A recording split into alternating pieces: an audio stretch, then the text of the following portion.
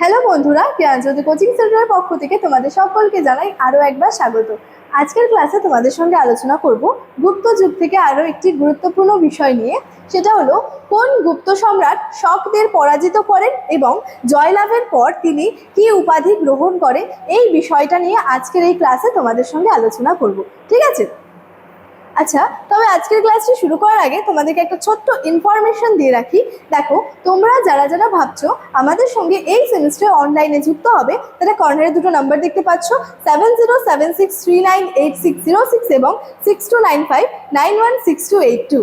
এই নাম্বার দুটি হলো আমাদের জ্ঞানজ্যোতি কোচিং সেন্টারের অফিসিয়াল হেল্পলাইন নাম্বার।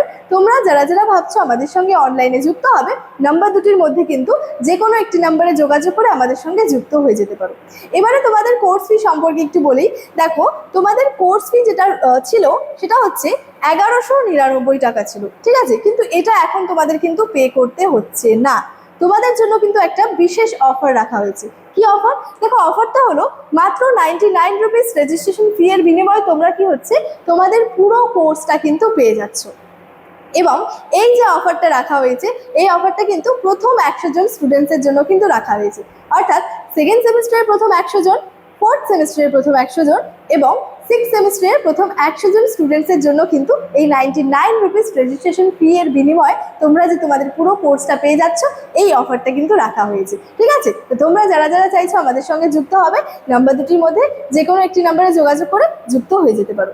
এবার সরাসরি আলোচনার বিষয় শুরু করছি। দেখো, মূলত আলোচনা করব যে কোন গুপ্ত সম্রাট শকদেরকে পরাজিত করেছিলেন এবং যে তার যে জয়লাভ হয়েছিল সেই জয়লাভের পর তিনি কি উপাধি আর কি গ্রহণ করেছিলেন। প্রথমত আমরা জানবো যে এরন শিলালিপি থেকে জানা যায় যে সমুদ্রগুপ্তের মৃত্যুর পর তার পুত্র দ্বিতীয় চন্দ্রগুপ্ত কি করেন? সিংহাসনে বসে। ঠিক আছে? তাহলে এই যে প্রথম যে আলোচনার বিষয়টা হচ্ছে কোন গুপ্ত সম্রাট শকদের পরাজিত করেন, সেটা হচ্ছে দ্বিতীয় চন্দ্রগুপ্ত যে রয়েছেন গুপ্ত সম্রাট, তিনি আর কি শকদের কিন্তু পরাজিত করেছিলেন।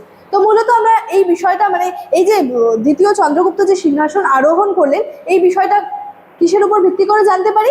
এরন যে শিলালিপি রয়েছে সেখান থেকে জানতে পারি যে সমুদ্রগুপ্তের যখন মৃত্যু হয়েছিল তারপর তার পুত্র দ্বিতীয় চন্দ্রগুপ্ত কিন্তু সিংহাসনে বসেছিলেন। মথুরা ও সাচি লেখ এর সাক্ষ্য অনুযায়ী তার সিংহাসন আরোহণ কাল হলো যে 374 খ্রিস্টাব্দ। অর্থাৎ এই যে মথুরা এবং সাচির যে লেখ রয়েছে, সেই লেখ সাক্ষী অনুযায়ী কি হচ্ছে, তার সিংহাসন আরোহণ কালটা রয়েছে 374 খ্রিস্টাব্দ। কিন্তু বিশাখ দত্তের আর কি দেবী চন্দ্রগুপ্তম নাটক থেকে জানা যায় সমুদ্রগুপ্তের এক পুত্র রামগুপ্ত দ্বিতীয় চন্দ্রগুপ্তের পূর্বে কিন্তু সিংহাসনে বসেছিলেন। এই যে বিষয়টা রয়েছে, এই বিষয়টা কিন্তু একটা খুবই গুরুত্বপূর্ণ বিষয়। দেখো, আমরা প্রথমত যে বিষয়টা জানছি যেটা হলো যে সমুদ্রগুপ্তের মৃত্যুর পর তার পুত্র দ্বিতীয় চন্দ্রগুপ্ত কিন্তু সিংহাসনে বসেছিলেন এবং এটা আমরা জানতে পারি এরন শিলালেখ থেকে বা শিলালিপি থেকে। তারপরে আরেকটা বিষয় রয়েছে, বিশাখ দত্তের যে দেবী চন্দ্রগুপ্তম নাটক রয়েছে, সেই নাটক থেকে আবার আরেকটা বিষয় জানা যায়, সেটা হলো যে সমুদ্রগুপ্তের এক পুত্র রামগুপ্ত কিন্তু এই দ্বিতীয় চন্দ্রগুপ্তের পূর্বে অর্থাৎ আগে সিংহাসনে বসেছিলেন। এবং মূলত রামগুপ্ত সম্পর্কে খুব একটা বিশেষভাবে কিন্তু জানা যায় না, তবে এটুকু বলা যায় যে রামগুপ্ত ছিলেন কিন্তু একজন যে দুর্বল গুপ্ত সম্রাট। ঠিক আছে? আচ্ছা, এছাড়াও কি দেখো যে গুপ্ত সম্রাট দ্বিতীয় চন্দ্রগুপ্ত পশ্চিম ভারতের সব শক্তিকে ধ্বংস করে গুজরাট ও সৌরাষ্ট্র অঞ্চলে এবং অর্থাৎ আরব সাগর পর্যন্ত ভূভাগে কিন্তু গুপ্ত যে সাম্রাজ্য রয়েছে বা গুপ্ত যে অধিকার রয়েছে সেটা আর কি স্থাপন কিন্তু করেছিলেন। এবং এই যুদ্ধে জয়লাভ করে তিনি কিন্তু শকারি উপাধি কিন্তু গ্রহণ করেছিলেন। তাহলে কোন গুপ্ত সম্রাট যে শকদের পরাজিত করেছিলেন? দ্বিতীয় চন্দ্রগুপ্ত কিন্তু শকদের পরাজিত করেছিলেন এবং জয়লাভের পর তিনি কি উপাধি গ্রহণ করেছিলেন? জয়লাভের পর তিনি কিন্তু শকারি নামক একটা উপাধি কিন্তু গ্রহণ করেছিলেন। এবং দ্বিতীয় চন্দ্রগুপ্তের রাজত্বকালে গুপ্ত সাম্রাজ্যের যে সীমানা সেটা কিন্তু সম্প্রসারিত হয়েছিল।